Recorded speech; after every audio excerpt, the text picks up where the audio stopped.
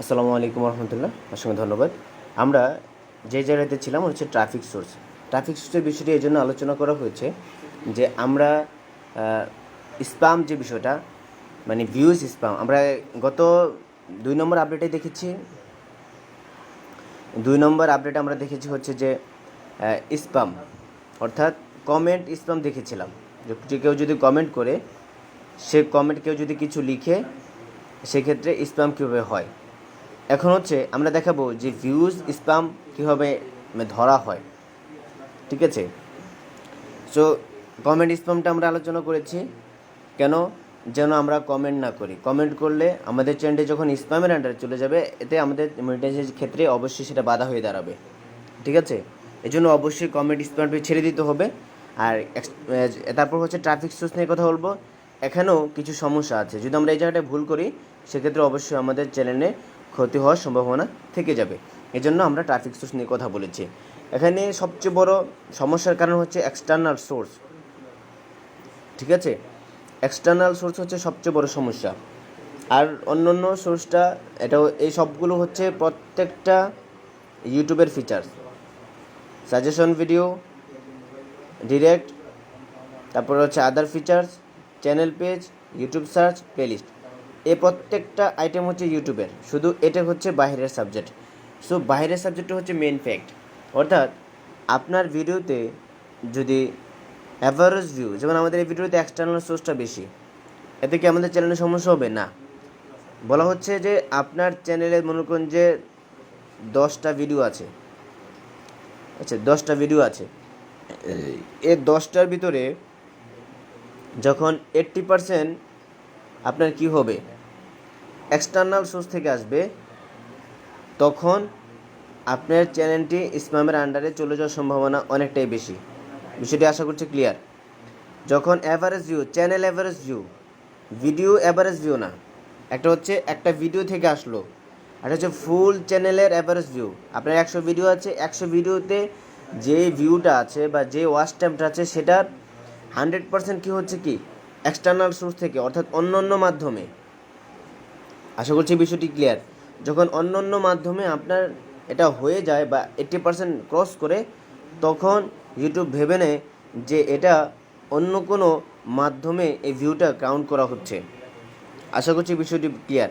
এজন্য আমরা external source থেকে কোনোভাবেই কাজ করব না, এবং এক্সটার্নাল সোর্স থেকে কোথাও কোনো বুস্ট করার চেষ্টা করব না। এখন বুস্ট যদি উচ্চারণ করে ফেলেছি, বুস্ট সম্পর্কে কিছু বলার চেষ্টা করব। আপনি যদি ইউটিউবে সাবস্ক্রাইবের জন্য বুস্ট করেন, এখন আপনাকে আমি প্রশ্ন করি যে আজ পর্যন্ত আপনি হয়তো বা 1 বছর, 2 বছর বা 3 বছর বা 5 বছর ধরে ইউটিউব ইউজ করছেন, আজ পর্যন্ত আপনি কয়টা বুস্ট করার চ্যানেলকে আপনি সাবস্ক্রাইব করেছেন? বরাবরের মতো আমি আশা করছি যে উত্তরটা ততটা সন্তোষজনক হবে না, অবশ্যই না হওয়ার সম্ভাবনাই বেশি। অর্থাৎ বুস্ট করলে আপনার ইউটিউব থেকে সাবস্ক্রাইবার নেওয়াটা খুব কষ্ট, যদিও ফেসবুক থেকে সাবস্ক্রিপশন বা ফলোয়ার নেওয়াটা একেবারেই সহজ। এখন যে বিষয়টা বলবো সেটা হচ্ছে আমাদের এক্সটার্নাল সোর্সটা যতটুকু সম্ভব করা থেকে বিরত থাকতে হবে, বরং ইউটিউবের মানে রুলসটাকে আমাদের ফলো করতে হবে, ঠিক আছে। ইউটিউব যে জিনিসটা সবসময় চায় সেটা হচ্ছে ইউটিউবে মানুষ বেশি অ্যাক্টিভ থাকুক, অর্থাৎ অন্য সাইট থেকে যেন ইউটিউবে মানুষ না আসে, বরং তার সাইট থেকেই যেন তার মানুষগুলো অ্যাক্টিভ থাকে এবং তার প্রতিনিয়ত ইউজারটা বৃদ্ধি পায়। এটাই কিন্তু ইউটিউব সবসময় চেয়ে আসছে এবং এখনও চাচ্ছে। তো এক্সটার্নাল সোর্স থেকে সমস্যা হওয়ার কারণেই কিন্তু ইউটিউব দিন দিন ইউটিউবের নিয়মগুলোকে আরও কঠিন করে ফেলছে। তো এই জন্য আমাদের সবার কাছে রিকোয়েস্ট হবে, এক্সটার্নাল সোর্সের প্রতি চিন্তা না করে 3টা সোর্সের প্রতি বেশি চিন্তা করবেন। একটা হচ্ছে ইউটিউব সার্চ, অর্থাৎ ইউএসইউটা ভালো করে করার চেষ্টা করবেন। তারপরে হচ্ছে সাজেস্টেড ভিডিও, মানে চ্যানেল পেজ। প্রথমে হচ্ছে চ্যানেল পেজ, যাদের সাবস্ক্রাইবার নেই তাদের তো চ্যানেল পেজে তেমন ভিউ আসে না, তাই না? তো এই জন্য প্রথমে হচ্ছে ইউটিউব সার্চ, অর্থাৎ এসইও ভালো করে করতে হবে। তারপর হচ্ছে চ্যানেল পেজ, অর্থাৎ আপনার যখন কিছু সাবস্ক্রাইবার হয়ে যাবে তাদেরকে আপনার ভ্যালু দিতে হবে, তাদেরকে সম্মান করতে হবে, তাদের কমেন্টগুলো রিপ্লাই দিতে হবে, ঠিক আছে। সেক্ষেত্রে হচ্ছে ভালো পাবেন। তারপরে হচ্ছে এই ইউটিউব ফিচারটা হচ্ছে তারপরে হচ্ছে ইউটিউব ফিচারটা খোল করতে হবে, অর্থাৎ আপনাকে নিয়মতান্ত্রিকভাবে কাজ করতে হবে। নিয়মতান্ত্রিকতার একটা সহজ যদি আমি উদাহরণ বলি, সেক্ষেত্রে আমি যদি আপনার সাথে প্রতিদিন 6 মাস দেখা করি, সেক্ষেত্রে কী হবে, আপনি আমার নাক মুখ চেহারা সব কিছু আপনার মুখস্থ হয়ে যাবে, তাই না? কিন্তু আপনার সাথে আমার 1 বছর পর পর দেখা হয়, তখন যখন 1 বছর পর পর যদি দেখা হয়, তখন কী হবে, এই গ্যাপ সময়টার মধ্যে আপনি আমাকে ভুলে যাবেন। আবার 1 বছর পর দেখা হলে আপনার মনে হতে পারে যে ভাই আপনাকে তো কোথাও দেখেছিলাম। এর মানে বুঝাতে চাচ্ছি যে ইউটিউবে যখন আপনি নিয়মিত কাজ করবেন, তখন ইউটিউবের অ্যালগোরিদম বুঝে নেবে যে আপনি একজন আসলেই ক্রিয়েটর, আপনি আসলে ইউটিউবে ভালো কিছু করার জন্য চেষ্টা করছেন। তখন ইউটিউব নিজে থেকে আপনাকে প্রমোট করে দেবে, অর্থাৎ ভাইরাল করে দেবে। বিষয়টি আশা করছি সবার কাছে ক্লিয়ার। এখন আমরা এক্সটার্নাল সোর্স থেকে যদি কাজ না করি, তাহলে কোন সোর্স থেকে কাজ করব, সেটা হচ্ছে এখন প্রশ্নের বিষয়।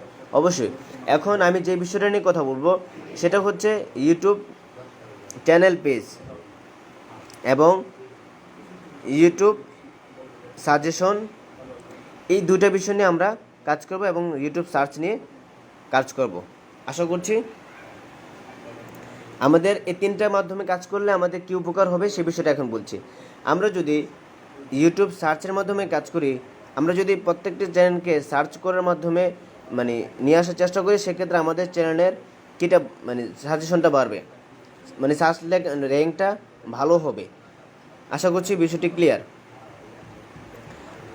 কী হবে, সার্চ র্যাঙ্কটা ভালো হবে। এবং আমরা যেহেতু আমাদের সামনে একটা প্ল্যান আছে, সেটা হচ্ছে সাজেশন ভিডিও নিয়ে আমি আরেকটা ভিডিও নিয়ে আসবো ইনশাল্লাহ। তারপরে হচ্ছে আমাদের কাজ শুরু হয়ে যাবে। তো এখানে আমরা সাবস্ক্রিপশন নিয়ে এখন একটু কথা বলবো। সাবস্ক্রিপশন বা সাবস্ক্রাইব আমরা একটা চ্যানেলকে কখন করি, যখন তার ভিডিওটা আমরা হয়তোবা 10 সেকেন্ড অথবা 5 সেকেন্ড অথবা 20 সেকেন্ড 30 সেকেন্ড অথবা পুরো ফুল ভিডিওটা দেখি, ঠিক আছে?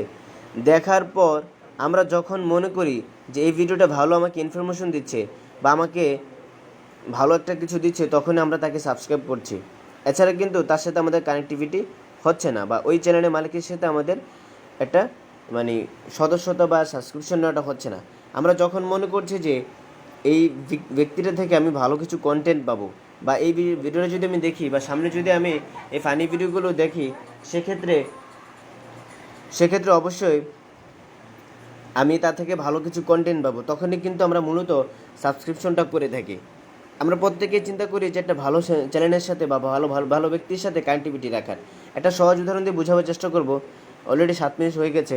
তো সেটা হচ্ছে, মনে করেন যে আমরা কখনোই একটা খারাপ ব্যক্তির সাথে চলাফেরা করার চেষ্টা করি না, আমরা সবসময় চেষ্টা করি একটা ভালো ব্যক্তির সাথে চলাফেরা করার জন্য।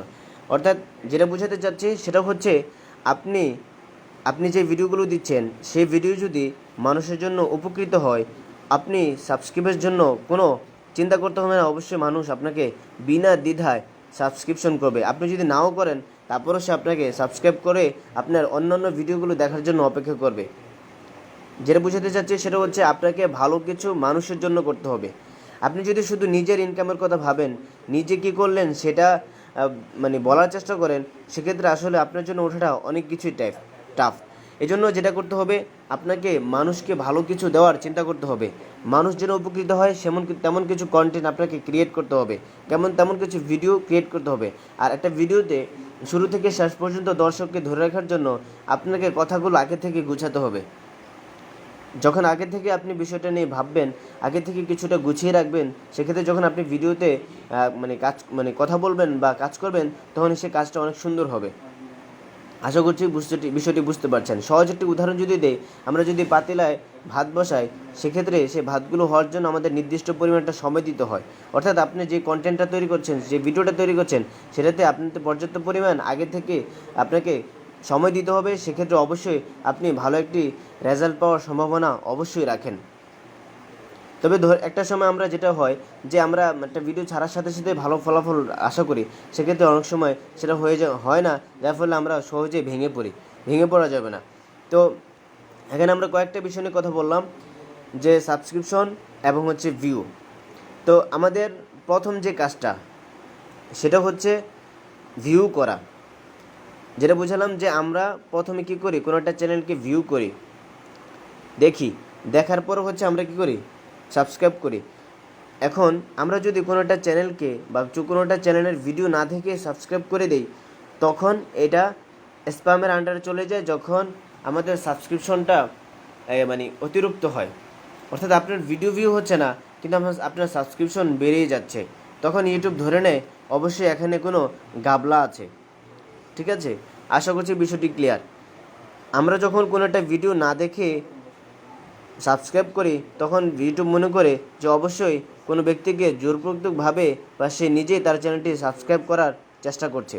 এই জন্য আমাদেরকে যেটা করা যাবে না সেটা হচ্ছে মানুষকে সাবস্ক্রাইব করার কথা মানে ভিডিওতে বলবেন, ঠিক আছে, কিন্তু নিজে যে চ্যানেলটি সাবস্ক্রাইব করুন ভিডিও না দেখে, আমি এটা অবশ্যই অ্যালাউ করি না এবং ইউটিউবে এটা অ্যালাউ করে না। অর্থাৎ আপনি যাদেরকে বলবেন তাদেরকে বলুন যে আপনারা যারা ভিডিওটা দেখছেন তারা ভিডিওটা শেষ পর্যন্ত দেখুন, ভালো লাগলে আমার চ্যানেলটি সাবস্ক্রাইব করুন, এভাবে বলার চেষ্টা করুন। ঠিক আছে, শুধু সাবস্ক্রাইব করলে যেটা হয় যে আপনার চ্যানেলটি স্প্যামের আন্ডারে চলে যায় এবং দেখা যায় যে 100 ভিউ হয়েছে, 100 সাবস্ক্রাইবার হয়েছে, এখান থেকে 100ই দেখা যায় 3 মাস পর বা 1 মাস পর বা 10-15 দিন পর রিমুভ হয়ে যাচ্ছে। কারণ ইউটিউব অ্যালগরিদম তখন ধরে নেওয়া হয় যে হয়তো সে নিজে ব্যক্তিগতভাবে কোনো জিমেলের মাধ্যমে এটাকে সাবস্ক্রাইব করেছে অথবা অন্য কোনো ওয়ে সে এটাকে করেছে। এজন্য যেটা করা যাবে না সেটা হচ্ছে প্রথমে সাবস্ক্রাইব করা যাবে না, 1 নম্বর। 2 নম্বর হচ্ছে আপনাকে প্রথমে মিনিমাম 30 সেকেন্ড উপরে 1 মিনিট, ঠিক আছে, ভিডিও দেখার পর সাবস্ক্রিপশন করতে হবে। এটা হচ্ছে রিয়েল ওয়ে। মিনিমাম 30 সেকেন্ডও যদি কোনো ব্যক্তি কী করে মানে ভিডিও দেখে, সেক্ষেত্রে এটা ভিউর আন্ডারে কাউন্ট হয়। তারপর যদি সাবস্ক্রিপশন হয় তখন হচ্ছে সেটা স্প্যামের আন্ডারে পড়ে না। আশা করছি বিষয়টি ক্লিয়ার সাবস্ক্রিপশনের ব্যাপারে। এজন্য আমাদের প্রথম টার্গেট হচ্ছে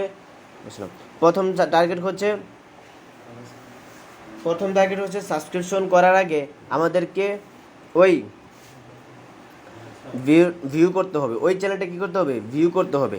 এজন্য আমাদের প্রথম কাজ হচ্ছে ভিউ করা। আমরা যদি ভিউ করতে পারি সেক্ষেত্রে আমাদের চ্যানেলে কোনো স্প্যাম হওয়ার সম্ভাবনা নেই।